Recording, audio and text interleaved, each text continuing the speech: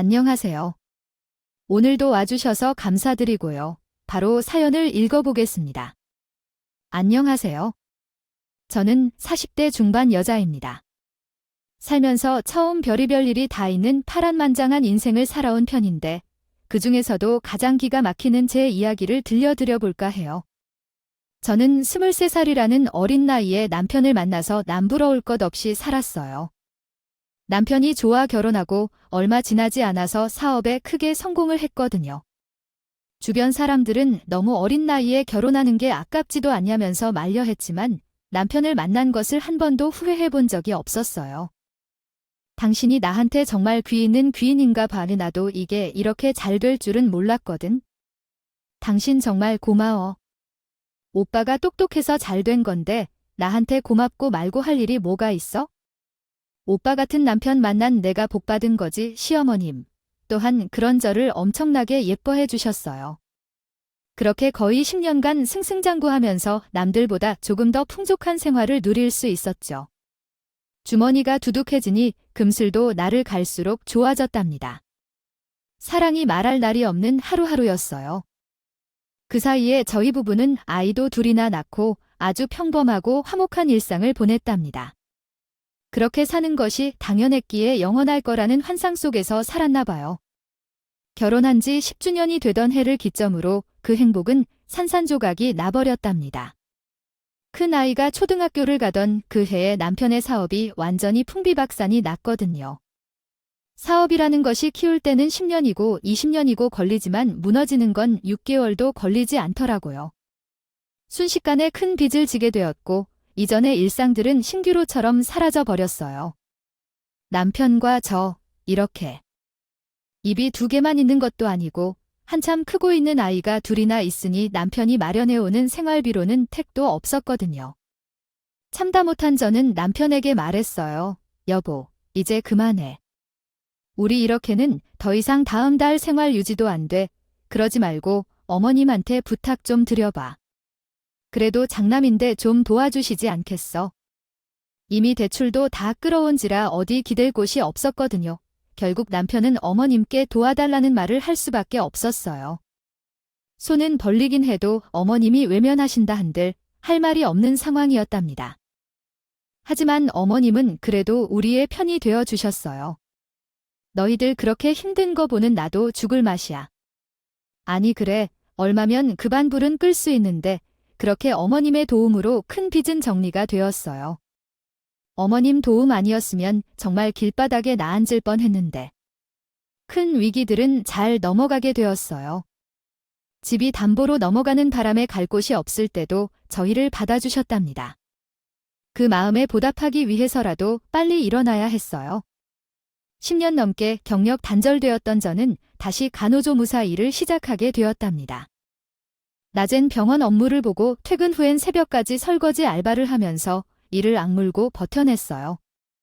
그렇게 죽어라 살다 보니 차츰차츰 삶이 안정궤도에 이르게 되었답니다. 저희 부부는 어머님께 항상 죄송스러운 마음과 함께 마음의 빚을 지고 있었어요. 하지만 어머님은 저희 부부가 진 빚보다도 더 큰 걱정이 하나 있었답니다. 그건 바로 아직 잠결에 가질 못한 2명의 도련님이었어요. 남편에게는 2명의 남동생이 있었거든요. 둘은 쌍둥이인데 몇 년 전에 같이 사업을 시작해서 사회적으로는 완전히 자리를 잡은 상태였죠. 어머님은 그런데도 불구하고 아직 장가가지 못하고 계시는 2분을 항상 걱정하셨답니다. 아니, 둘이서 서로 끌어안고 잘 것도 아닌데 왜 여자를 안 만나? 어머님 도련님들이 진짜 괜찮은 애인을 데려오려고 이렇게 뜸을 들이나 봐요. 너무 조급하게 생각하지 마시고 조금만 기다려 보셔요. 그런데 어느 날 도련님 2분이 같이 결혼을 하신다는 거예요. 갑작스러운 도련님들의 깜짝 소식에 저희 부부는 정말 놀랐어요. 남편과 저는 듣던 중 반가운 소리라 너무 놀라면서도 어떤 사람인지 빨리 알고 싶었답니다. 우리 아이, 그럼 재한이랑 재윤이 너희 둘 다 결혼을 한다는 소리야. 한 명만 겨우로 타는다고 해도 놀랄 일인데 둘이라니? 너희들 아무리 쌍둥이라도 그렇지? 겨울이 이렇게 놀라게 할 일이야? 갑자기 이런 격경사가 있을 수 있나? 그러게요, 도련님들. 언제 그런 계획을 하시게 된 거예요? 쌍둥이 아니랄까봐 결혼도 함께 하신다는 말을 하는데 너무 놀랐어요. 어찌된 영문인가 하니 그 근원은 재작년에 갔던 세부 여행에 있었어요. 두 도련님은 생일을 맞아서 함께 세부 여행에 다녀오셨는데 여행 중에 만난 동행이 지금의 여자친구들이란 겁니다. 도련님들이 만나는 여자친구 두 사람은 아주 친한 친구 사이라고 하더라고요. 정말 사람 인연이 어쩜 이렇게 되는 건가 싶기도 하고 참 신기했어요. 그때 하필 우리 둘이 딱 마음에 드는 여자를 만나서요. 이것도 진짜 신기한 우연 아니에요? 그래, 놀랍게는 진짜 놀랍다. 엄마가 하시면 얼마나 좋아하시겠어요. 두 사람은 얼마 뒤 저희 집으로 여자친구를 데리고 왔어요. 각자 자기 짝을 하나씩 데리고 오니 집안이 북적북적한 게 사람 사는 냄새가 나고 좋더라고요.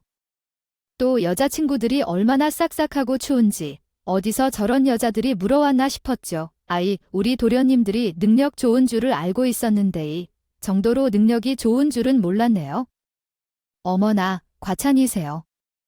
저희 그렇게 비행기 태우시면 진짜인 줄 알아요. 두 사람은 확실히 오랜 친구 사이 같이 보이는 게 어려울 법한 자리에 왔는데도 농담도 잘하고 부침성 있게 행동하더라고요. 아무래도 가까운 사람이 옆에 있으면 든든한 구석이 있잖아요. 그리고 척 봐도 비싸 보이는 옷들로 무장을 하고 온 걸 보니 둘 다 보통 집안 자사들은 아니어 보였어요. 저 또한 남편 사업이 잘 나갈 때는 백화점을 제 집 드나들 듯 했기에 딱 봐도 대충 견적 나오거든요. 무슨 일을 하는 사람인지 궁금증은 있었지만 이내 자신들의 이야기를 듣게 될 거란 예상은 들지 않았어요. 먼저 쉼표를 추가합니다. 더위가 땀이다. 지금은 성형외과에서 페이닥터로 근무하고 있어요. 사실 저희가 대학교 동창이거든요. 둘 다 재수해서 들어오는 바람이 친구가 없었는데 동갑이고 말도 잘 통해서 졸업 때까지 둘이서만 붙어 다녔어요. 전문직 일을 할 것 같기는 했는데 둘 다 성형외과에서 의사로 일을 한다고 하니 순간 약간 주눅 드는 기분이 들기도 하더라고요.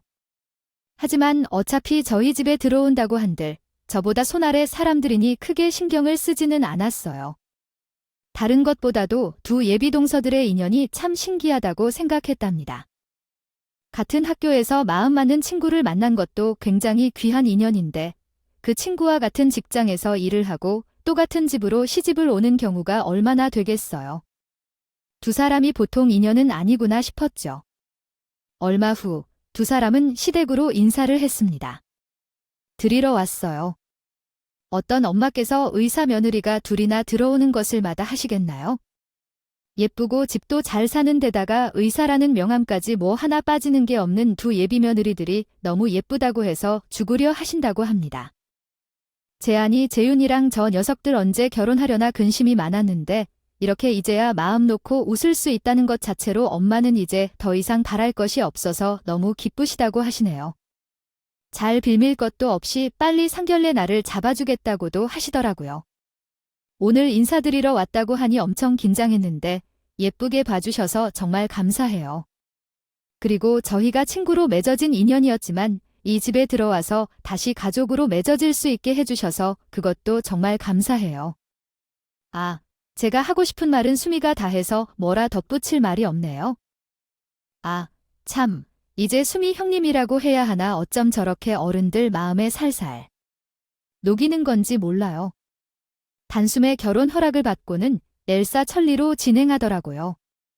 동시에 진행하려던 결혼식을 2달의 간격을 두고 지나가게 되었고 그렇게 1년 사이에 저는 2명의 동서를 드리게 되었어요. 동서들과 함께하는 첫 명절이었어요. 원래는 집안의 며느리가 저 하나뿐이었던지라 어머님이 저를 특별히 신경 써서 많이 챙겨주시는 편이었답니다. 그런데 매번 저희 집으로 보내시던 명절 선물들에 비해 턱없이 부족하게 보내주시는 거예요. 해마다 투풀 등급의 한우 아니면 산삼 같은 것을 보내셨는데 올해는 견과류 세트를 보냈다는 걸 듣고 솔직히 조금 놀랐어요. 그럴 리가 없다는 생각에 친정엄마께 전화해서 재차 물어봤는데도 예전과는 확연히 달라진 명절 선물에 접속한 기분을 떨칠 수가 없었죠. 저는 은근슬쩍 동서들의 집으로는 어떤 선물을 받았는지 물어보았다. 어머님이 명절마다 집으로 선물 보내주시는데 동생들은 혹시 어떤 걸 받았느냐고. 아, 그게 저희는 결혼할 때부터 명절 선물 챙기지 말자고 미리 얘기를 했었거든요. 아, 그런데 어머님께서 우리가 이번이 첫 명절이라 그냥 넘어가긴 좀 그렇다고 하셔서 그래도 한 켤레씩 받았어요. 구두를 보세요. 형님 예쁘죠? 하면서 두 동생은 저에게 구두 사진을 보여주면서 어떤가요? 켤레당 100만 원은 좋게 넘는 백화점 제품인 거예요. 솔직히 순간적으로 이게 무슨 차별인가 싶어서 속이 조금 상했어요. 하지만 저희 부부도 힘들 때 어머님께서 선뜻 도와주신 게 있으니 뭐라 할 말은 없었다. 아마 그쯤부터 어머님과의 사이가 조금씩 멀어져 갔던 것 같아요. 그 이후로도 어머님은 눈에 띄게 동생들만을 싸고 드는 날이 많으셨죠. 동생들도 그걸 알고 있는 눈치였어요. 이 집안에서 주도권을 자기들의 잡았다고 생각했는지 저를 은근 무시하는 일도 생기더라고요. 그러다 사달이 나고야 말았어요. 어머님의 칠순 전체되었어요. 저는 칠순잔치 선물을 준비한다고 없는 살림에 몇 달 전부터 한 푼씩 돈을 모으고 있었죠. 매번 집안에 행사가 있을 때마다 돈 들어가는 일이 얼마나 많은 건지 몰라요. 더군다나 동서들은 잘 버니까 지갑 사정이 저랑은 완전히 달랐거든요. 비교당하지 않기 위해서라도 칠순잔치는 이를 깔고 준비하고 있었답니다. 음식부터 예쁜 케이크까지 제 손을 거치지 않은 것들이 없었어요. 집안의 맏며느리로서 이번 행사를 기준으로 다시금 기각을 잡고 싶다는 마음에 더 분주했답니다. 이윽고 칠순날이 도래했고 어머님께 선물을 드리는 시간이 찾아왔어요. 저는 어깨에 힘을 조금 넣고 입을 떼고 있었어요. 그런데 막내 동서가 저의 말을 가로채는 겁니다. 어머님, 괜찮으시면 저희 선물 먼저 받으시겠어요? 아이, 그래. 준서가 뭐가 중요하겠니? 그러더니 둘째, 동서가 다시금 말을 이어가더라고요. 그리고 선물이 공개되는 순간 장내 분위기는 완전히 난리가 났어요. 그야말로 환호 그 자체였죠. 어머님, 저희는 그냥 돈 모아서 하나로 준비했어요. 어머님한테 딱 어울리실 만한 건데요. 짠, 다이아 목걸이에요. 어떠세요? 마음에 드세요? 아, 이거 세상에, 이게 뭐야? 진짜 다이아야? 내 평생 다이아 목걸이를 다 받아보고 둘째랑 막내야. 정말 고맙구나. 고마워. 아, 이거 참 눈물이 다 나려고 하네. 엄마, 우리가 장가한 것은 진짜 잘 갔지? 동생들은 돈을 모아서 어머님께 다이아 목걸이를 해온 거예요. 저도 상상하지 못하는 선물이어서 너무 놀라고 당황스럽기도 했어요. 이게 한두 푼 하는 것이 아닐 텐데, 이거 얼마나 좋다니. 아유, 엄마는 뭘 금액을 물어보고 그러실까? 우리 두 마나님들 돈 꽤나 썼지? 어머님, 저희 이제 당분간은 굶고 지내야 해요. 큰 거 2장 썼어요. 그리고 어머님은 입에 하는 입 모양을 했지만 막내 동생이 별표 다시 이 모양으로 0 하나 더요 별표 하더라고요. 동생들의 스케일에 정말 깜짝 놀랐어요. 사실 저는 어머님께 드릴 용돈으로 100만 원을 준비해 왔거든요. 2천만 원이나 하는 목걸이를 받았는데 100만 원이 어디 눈에 착이 나겠나요? 저는 너무나도 도망가고 싶었어요. 100만 원을 꺼내드는 순간 그 자리에서 그냥 욕바지가 될 것 같았거든요. 두 사람이 공들인 선물을 준비해 올 거라는 건 알고 있었지만 이 정도로 큰 선물을 준비할 거라고는 생각하지 못했었죠. 저는 그 자리에서 존재감이 완전히 사라지고 있었어요. 제가 그리던 그림은 이게 아니었는데 말이죠. 그리고 어머님은 입에 귀에 걸려서 말씀하시더라고요. 그래, 이제 우리 큰 애가 뭘 준비해왔나 한번 볼까? 아, 너무너무 궁금해요. 형님 얼마나 멋진 걸 준비하셨을까요? 막내 동생이 설레발을 치는 거예요. 안 그래도 마음이 불안해서 죽겠는데 저놈의 주둥이를 확 치고 싶었답니다. 저는 어렵게 입을 열었어요. 어머니, 지금까지 건강하게 지내주셔서 너무 감사해요. 제가 마제로서 부족한 것들이 많지만 그런 저를 이렇게 예뻐해 주신 것도 감사하고요. 별건 아니지만 어머님 용돈 하시라고 조금 넣었어요. 많이 드리지는 못해서 죄송해요. 저는 떨리는 손으로 어머님께 100만 원이 들어있는 봉투를 드렸어요. 순간 분위기는 완전히 쌓여졌고 저는 쥐구멍이라도 숨고 싶은 마음이었답니다. 동서들도 자기들끼리 눈빛을 주고받더라고요. 완전히 망했구나 싶었어요. 정적을 깨고 어머님은 말씀하셨어요. 그렇게 대놓고 면박을 주실 줄은 몰랐는데 너무 수치스럽고 서글픈 마음에 눈물이 나려 했답니다. 어머니의 형님단에는 최선을 다하신 걸 거예요. 너무 그러지 마세요. 맞아요. 어머니 오늘처럼 좋은 날에 우릴 우기에도 바쁘잖아요. 말을 보태는 두 동생들을 더 알며 대답합니다. 아이, 그래도 할 말은 해야지. 큰애야, 내가 너희들 힘들 때 한두 푼으로 도와준 것도 아니고. 아무리 그래도 내 칠순인데 100만 원은 좀 실망이다 말을 말자. 둘째랑 막내, 내가 너희들 때문에 산다. 너희들이 벌이가 한참 다르긴 해도 한 번에 그런 큰 돈을 쓰는 건 쉽지 않았을 텐데 정말 고마워. 어머님이 이렇게 보배 같은 아드님을 선물로 주셨는데 2000이고 2억 기구 간에 뭐가 중요하겠어요. 어쩜 저렇게 말도 예쁘게 하는 건지? 두 사람은 아주 꼬리를 살랑살랑 흔들면서 어머님의 마음을 살살 녹이더라고요. 동서들의 말을 어머님은 부처님 같은 미소를 보이시는데 괜히 서러운 기분이 들었어요. 저는 그 자리에서 완전히 찬밥 신세로 전락했답니다. 제 손으로 음식을 준비하고 잔치성을 떡 벌어지게 차렸지만 결국 남 좋은 일만 한 꼴이 되었어요. 제 예상과는 달리 두 사람은 절대 주도권 싸움에서 밀려나지 않더라고요. 서러운 마음은 한가득이었어요. 뒷정리를 하는데 동서들은 저에게 기세등등한 자세로 말하는 겁니다.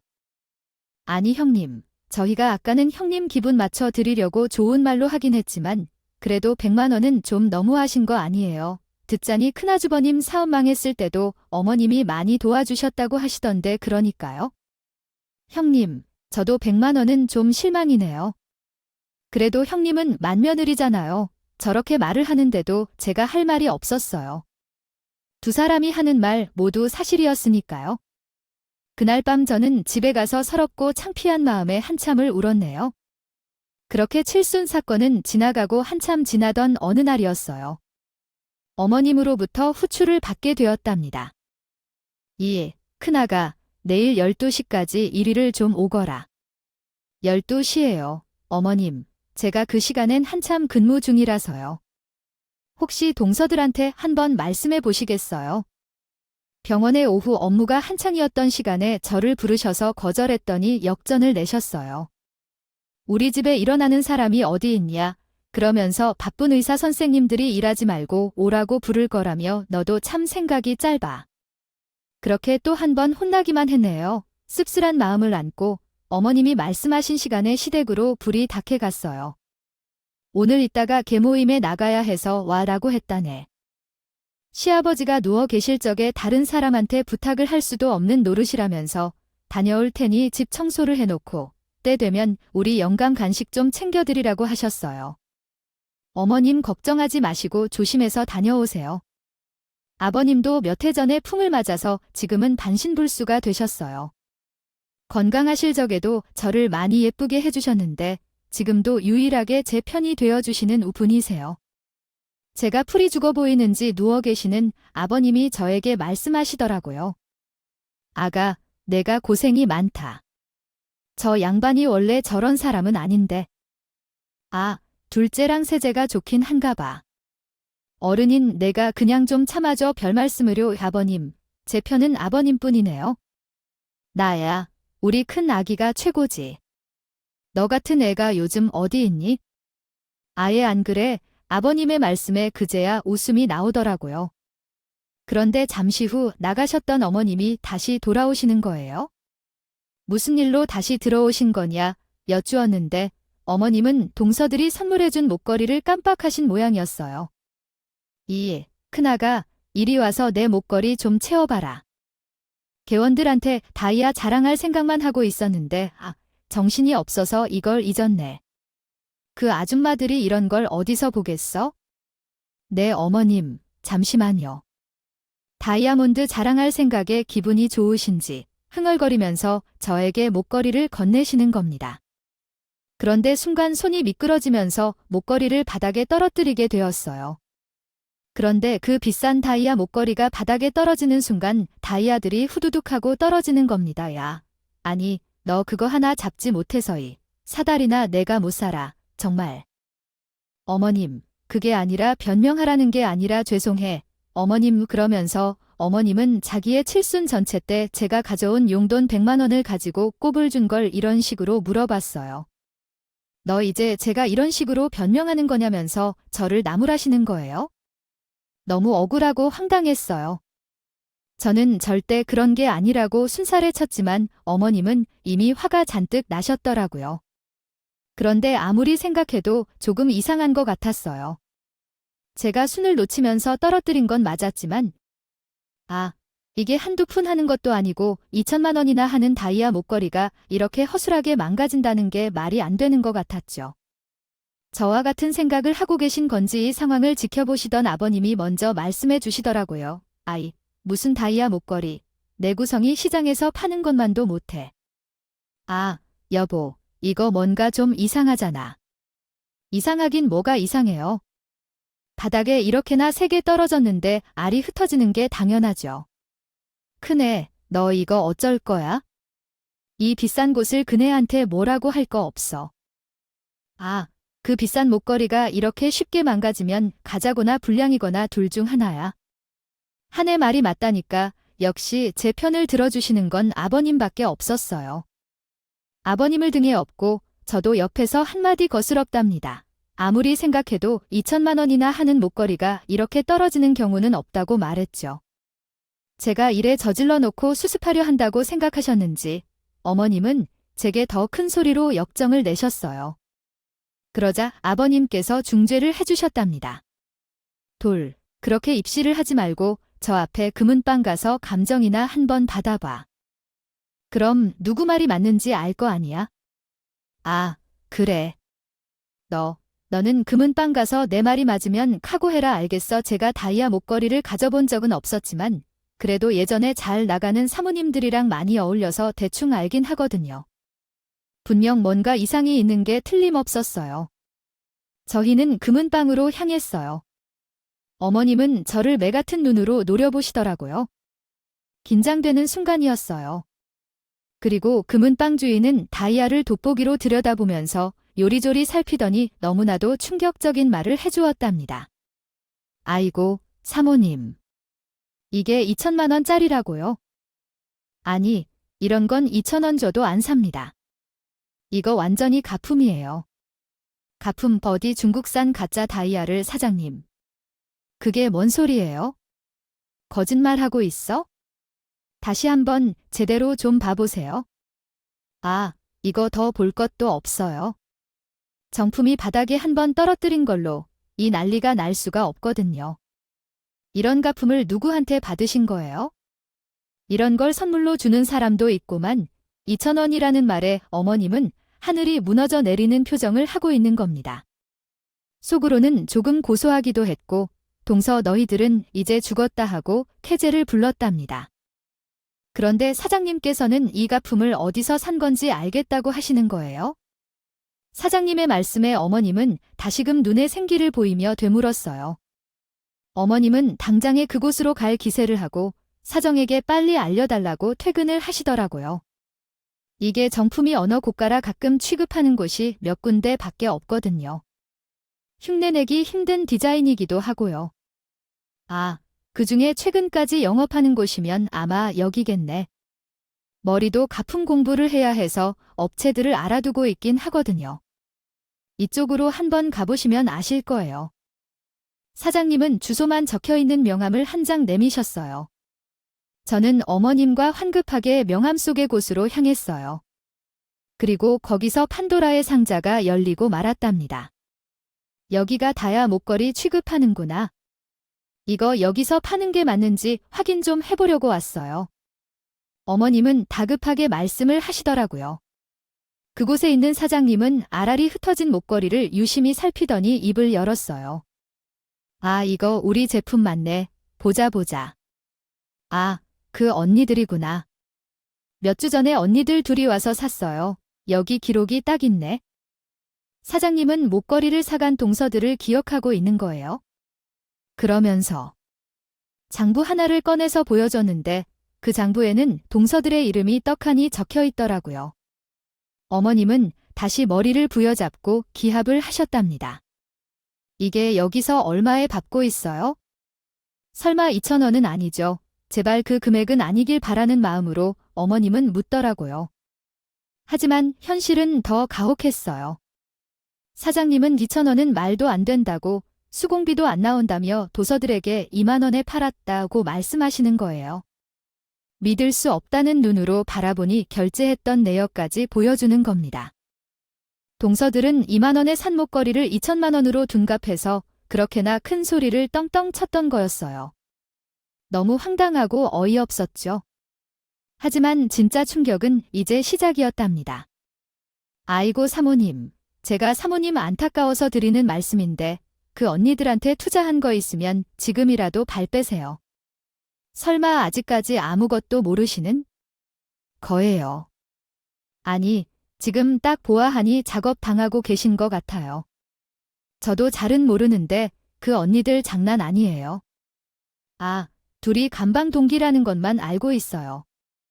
팀으로 작정하고 여기저기 작업치고 다니는 걸로 하는데 아무튼 그 가까이 하지 않는 게 좋을 거예요. 감방 동기라뇨. 그 말에 저는 너무 놀라서 턱이 빠지는 줄 알았어요. 어머님은 혼절 직전이었죠. 저는 놀란 마음을 추스르고 핸드폰 속에 동서들 얼굴을 보여주면서 재차 물었어요. 역시나 사장님은 사진을 보더니 대번에 알아보시더라고요. 아니, 맞네. 맞아요. 이 언니들이에요. 저희 가게 종종 오시는데 아무튼 질이 안 좋아요. 아, 저는 더 자세한 건 모르고 여기 위층에 605호로 한번 가보실래요? 그 언니들은 거기 사장님이 제일 잘할 거예요. 어머님은 이마 위에 땀을 닦으면서 기운 없는 안색을 하셨어요. 저는 어머님께 이제 그만 집으로 돌아가자고 말했어요. 하지만 어머님은 완강하셨죠. 이미 상황이 이렇게 된 이상 갈 때까지 가보자고 하시더라고요. 어머님은 마음을 굳어 먹으신 듯 보였어요. 605호로 가보니 그곳은 가품을 파는 곳이 아니라 돈 세탁을 해주는 곳이더라고요. 저도 이런 어둠의 장사를 하는 사람들이 있다는 걸 처음 알았어요. 어딘지 스산한 기분마저 들었어요. 어머님은 먼저 사진부터 들이밀며 물으셨죠. 그런데 거기서 더 충격적인 말을 들었어요. 여기 이 사람들 알아요? 아내가 지금 아래에서 이 둘 얘기를 듣고 와서요. 진짜 감방 동기가 맞아요. 그쪽 혹시 이 사기꾼들 시어머니 되세요? 605호의 사장님은 동서들을 잘 알고 있는 듯 했어요. 어머님을 보자마자 대번에 시어머니인 걸 알아봤으니 말 다 했죠. 그런데요, 내가 얘들 셈이 되는 사람입니다. 이것들 동기 맞아요. 제 동생이 저 인간들한테 몇 년 전에 사기를 거하게 당했는데 그때 제가 신고해서 빵에 넣은 거거든요. 저랑은 아주 지독한 악연이에요.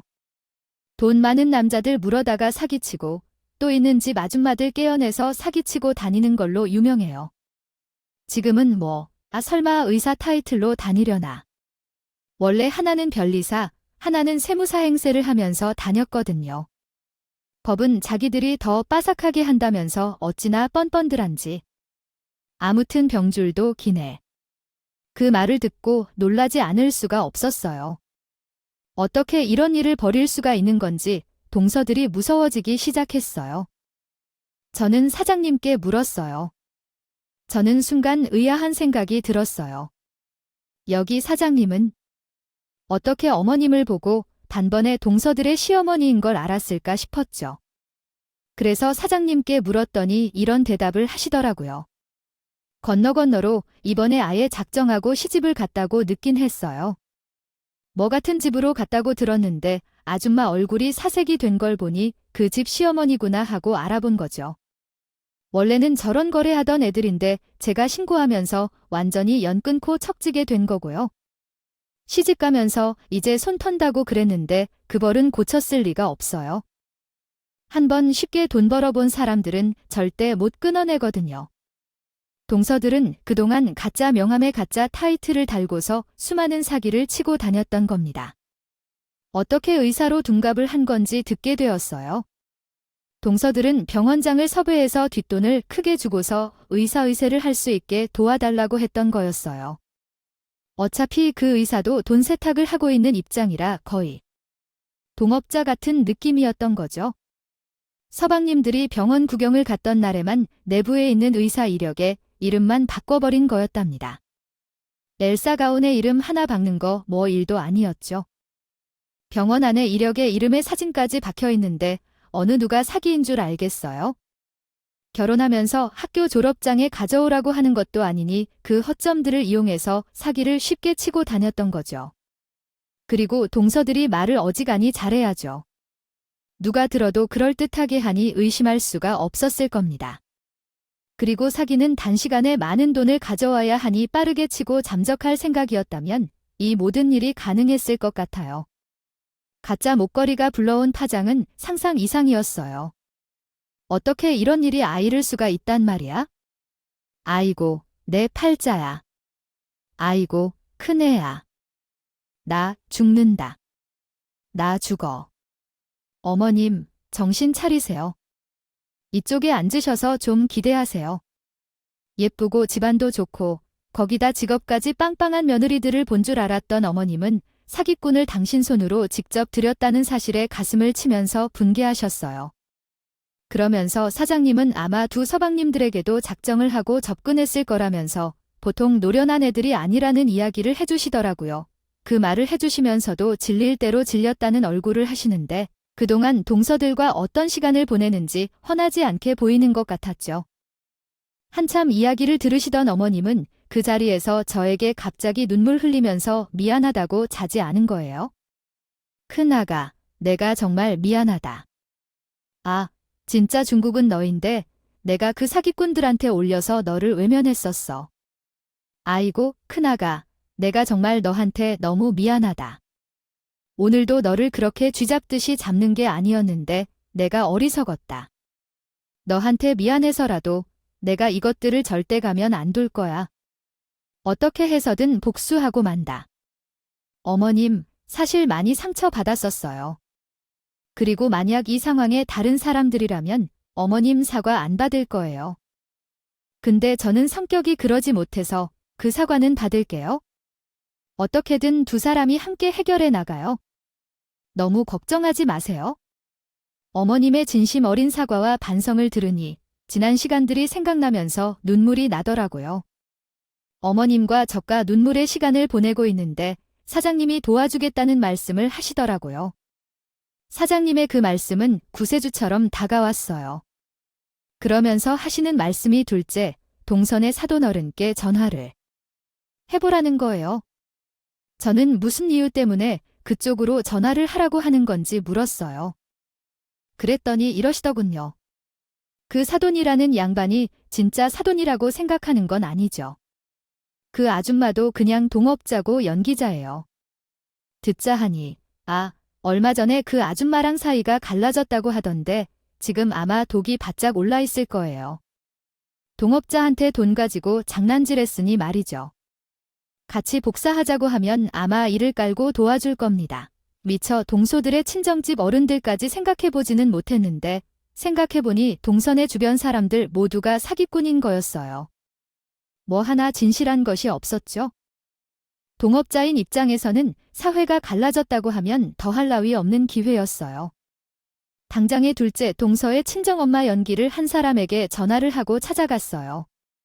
이미 다 알고 온 거라고 선전포고하니 본래의 모습을 숨기지 않으시는 겁니다. 처음 만나 뵈었을 때와는 완전히 다른 분위기를 하고 계시더라. 구요. 어머님의 말씀이 아주 호토하게 웃더니 도도한 얼굴로 장부한 날을 건네주더라고요. 털미가 잡히는 날이 오긴 하네요. 이 장부 출소 이후에 지금까지 작업치고 있는 사람들 명단이에요. 이거 가지고 경찰이랑 얘기하면 아주 좋아 죽을 겁니다. 완벽한 증거물과 증인까지 있으니 이제 두 인간들을 잡아놓기만 하면 되었어요. 호랑이도 제 말하면 온다고 막내 동서가 어머니께 전화를 했더라고요. 어머니, 내일 모레 시간 괜찮으세요? 저희가 긴히 드릴 말씀이 있어서요. 댓글 한번 갈게요. 그래 그럼 내일 모레 오거라. 그리고 저와 어머님은 만발의 준비를 하고 있었어요. 동서들이 올 시간에 맞춰서 시댁에서 준비를 하고 있었어요. 동서들은 저를 보더니 놀라는 겁니다. 하긴 예상치 못한 손님이었으니 놀랄 법도 했죠. 두 사람은 제 눈치를 슬쩍 보더니 이내에 본론을 꺼내더라고요. 어머니, 저 사실 저희 둘이 이번에 같이 개원하려고 하는데 10억만 보태주실 수도 있을까요? 보태주시면 5년 안에 전부 상환할게요. 맞아요, 어머님. 저희 능력 아시잖아요. 빌려만 주시면 저희가 무조건 5년 안에 갚을 수 있어요. 듣고 뻔뻔하게 10억을 달라고 하는 겁니다. 너무 기가 막히고 코가 막혔어요. 이런 식으로 작업을 하는구나 싶었죠. 그런데 어머님께서는 이해할 수 없는 말씀을 하시더라고요. 제법. 아, 그래. 내가 보태줄게. 뭐가 있겠니 해주마시고. 동서들은 얼굴에 화색이 돌면서 손뼉을 치는 겁니다. 역시 어머님 최고예요. 울 어머님 쿨하셔서 흔쾌히 해주실 줄 알았어요. 아이, 그럼 나한테 2천만 원짜리 목걸이도 톡톡 사주는데 그깟 10억 못 해주겠니? 아이, 근데 말이다. 어머님이 말끝을 흘리시자 두 사람은 긴장되는 눈빛으로 쳐다보더라고요. 지금 오실 분이 그걸 허락하실지는 모르겠네. 그때 초인종이 울렸고 저는 재빠르게 현관을 열었어요. 그리고 들이닥친 3명의 남자 중 한 사람이 말했어요. 정수미 씨, 윤영 씨, 두 사람의 특수서기 및 저금세탁법 위반으로 긴급 체포합니다. 두 사람은 변호사를 선임할 수 있으며 어머니, 이거 정말 아니잖아요. 저희한테 왜 이러시는 건데요? 이것들아, 내가 진짜 호구로 보이냐? 어디 겁도 없이 우리 집에 들어와서 나를 등쳐먹으려고. 들어이, 천하의 사기꾼들아. 어머님이 크게 역정을 내셨어요. 동서들은 정말 뻔뻔하게 짝이 없었어요. 그런 일을 쳐놓고도 아직까지 저런 말을 할 배짱이 있다는 게 신기해요. 따름이었어요. 보다 못한 제가 한 말이랍니다. 동서들이 정말 대단하다. 원래도 보통 얘기들은 아닌 줄 알았지만 이 정도 일주일 동안 누가 알았겠어요. 어디 끝까지 뻔뻔하게구나. 한번 보자. 그리고 문 밖에 서 있던 한 사람이 집으로 들어왔어요. 그 사람을 보고 동서들은 소스라치게 놀라더라고요. 그 사람은 바로 둘째, 동서의 엄마 역할을 하던 동업자였어요. 저희에게 피해자 명부를 주신 분이기도 하셨죠. 언니, 이렇게까지 할 건 없잖아. 참나, 엄마가 언니로 그렇게 확확 바뀌나 보다. 내들 아버지에게는 철창 안에서 하는 걸로 해. 그렇게 두 사람은 경찰들의 손에 이끌려 질질 끌려나가기도 했다. 그 이후 저와 어머님에게 빌고 싶다면서 울며불며 매달리는데 아주 꿀이 우습고 어이가 없었죠. 어머니, 정말 죄송해요. 저희가 정말 이번 것만 넘어가면 아이도 낳고 남들처럼 알콩달콩 살아보려고 했어요. 어머님, 저희 한 번만 도와주시면 안 될까요? 제가 이렇게 필게요. 어머니, 제발 한 번만요. 형님, 저희가 정말 잘못했어요. 그런 죄를 짓고 사는 게 아니었는데 진짜 깊게 반성하고 있어요. 형님, 제발요. 저희 그 창살에 다시 들어가고 싶지 않아요. 제발 한 번만 도와주세요. 니들이 말하는 마지막 한 건이 설마는 아니야. 어림 반푼어치도 없다. 그렇게 구제해달라고 하고 싶으면 그동안 니들이 사기친 피해자들한테 가서 말해보던가. 그래, 동서들. 아니다. 이젠 동서가 아니지. 둘 다 이번에 들어가서 따뜻한 나라 밥 먹으면서 오순도순 잘 살아봐. 너희들 같은 사기꾼들한테는 그 자리가 딱이니까. 알겠어. 그렇게 소리를 빵빵 치고 나니 얼마나 속이 시원했는지 몰라요. 아주 천년 묵은 체증이 내려가는 기분이었답니다. 명백한 친구들이 있으니 실용을 피울 길은 없었어요. 재범의 그 죄가 무거워서 꽤나 큰 형량을 선고받았고요. 옥으로 가기 전에 두 도련님들과는 이혼의 절차를 밟았고 결국 우리 집에 들어왔던 두 버러지들을 도려낼 수 있었답니다. 지금 생각해보면 내가 그때 그 목걸이를 떨어뜨린 게 우리를 구원해준 것 같아. 그네, 너한테 정말 고마워. 그리고 목걸이를 떨어뜨렸다고 서운해서 다시 한번 미안하다. 어른으로서 참 부끄럽구나. 어머님, 이제라도 모든 걸 바로잡아서 다행이라는 생각밖에 안 들어요. 저도 혼자였으면 무서웠겠지만 어머님이랑 같이 하니까 헤쳐나갈 수 있었어요. 이후 저희는 다시 이전의 관계를 회복했어요. 그 어떤 사건들을 봐도 우리 집 사연만 하지 못한 것 같아요. 그만큼 스펙터클한 사건이었죠. 시간이 지나도 일은 잊혀지지가 않는 것 같네요. 저 사람은 여전히 창살 아래에서 살고 있고 아직 나오려면 한참 멀었답니다. 그 사이 두 도련님들은 평범한 여자와 재혼을 하셨고 지금은 아기를 둘씩 낳아서 잘 지내고 계세요. 저와 남편 또한 많이 버는 건 아니지만 아이들 먹이고 입히는데 부족하지 않을 정도로 벌면서 부족함 없이 지내고 있어요. 어머님과는 그때 이야기를 하면서 지금도 혀를 내두른답니다. 여전히 새며느리들 중 저를 가장 예뻐해 주시기도 하고요. 이렇게 어딘가에 털어놓으니 괜히 홀가분해진 기분이 드네요. 저의 긴 이야기 들어주셔서 감사합니다. 지금까지 커피앤톡이었습니다. 오늘도 끝까지 함께 해주셔서 감사하고요. 다음 영상으로 또 찾아뵙겠습니다.